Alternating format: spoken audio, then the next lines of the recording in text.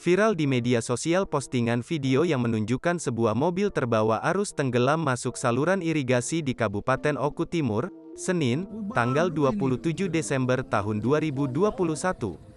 Dalam video berdurasi 18 detik tersebut nampak bahwa mobil warna hitam itu sudah tenggelam secara keseluruhan. Hanya bagian atap mobil yang masih terlihat sedikit di permukaan saluran irigasi.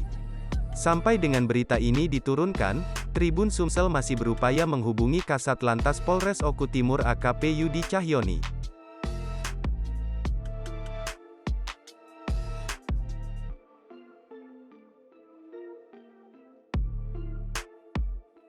Baru ini mobil. Baru jempol, ya Allah. Aduh, enggak. Kocok kodak kacau udah terus buat. Ya, apa dia namanya? Oh, ya Allah.